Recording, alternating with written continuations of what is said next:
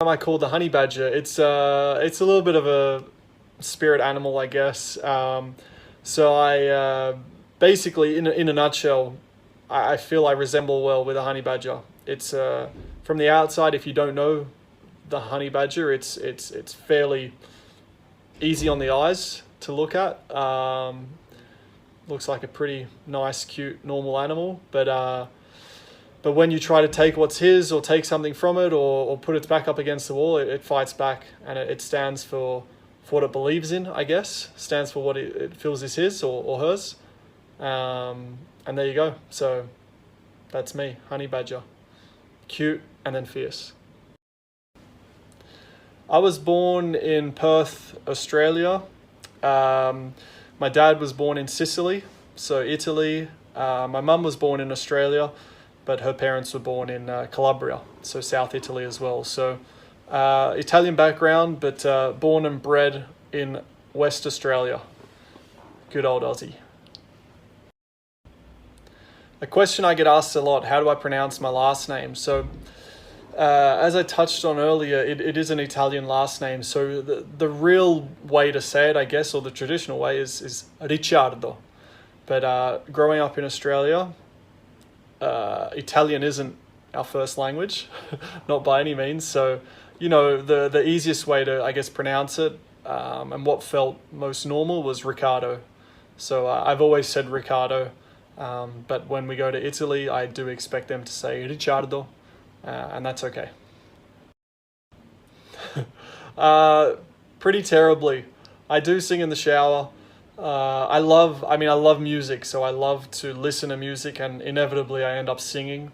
I've got a very good kind of memory, so I remember lyrics and stuff very well. But yeah, well, I did say one day I will get singing lessons, not to be heard, but just for myself, just for my own kind of peace of mind, so I'm not terrible to listen to myself.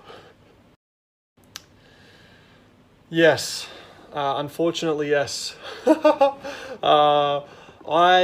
It's funny, I sometimes look at myself and I'm like, wow, how did I end up with so many tattoos? Because I hated needles as a kid. I hated getting flu injections and all that. And here I am now with, I don't know, I think more than 20 tattoos.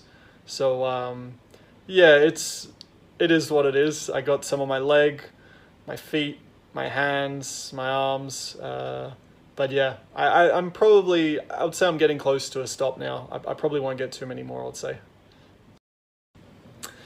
I'm number 3 because it was the very first number I was given in my very first ever go-kart race. Back then, you signed up with a go-kart club, and they gave you a number to race with, and it was number 3. And at the time, our house number was number 3. I always was fascinated more with single digit numbers. I liked it. Not a superstition, it's just what I liked. And I was a big fan of Dale Earnhardt, a NASCAR driver who was number 3. And he kind of made that number famous, so at least in America. But it traveled all the way to Australia. So yeah, number 3 is just mine. It's been mine from day one. I mean, English, obviously, even though sometimes not very well. But Italian. I lived in Italy.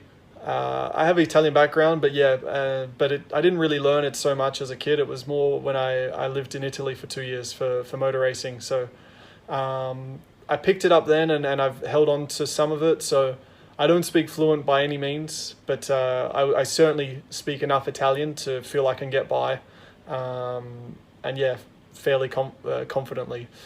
I'll pick up other words like words of French, German, Brazilian, but not enough to say I speak another language.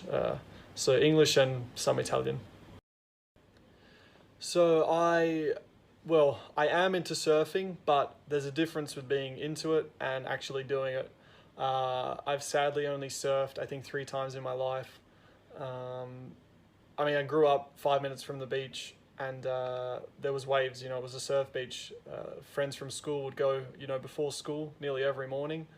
But I was actually scared of sharks, and that fear was put into me from a pretty young age. So I would go to the beach, but I would normally just sit on the sand and not do much in the water. But I did get to surf. Something just fell, but it's all right. I did get to surf recently, and I loved it. And some of my friends are professional surfers, and they're awesome, and they live a great life. And yeah, maybe I'll do it a bit more when I retire. I started racing. Well, my dad raced. He was always passionate about cars, and he wasn't. No disrespect to my old man, but he wasn't professional or anything. But I think I just had it in the blood. You know, from him, I grew up at racetracks on weekends, watching him go around, and yeah, I was just fascinated by the speed, the noise, the smell, all of it. So yeah, I got into a go-kart when I was about 8 years old.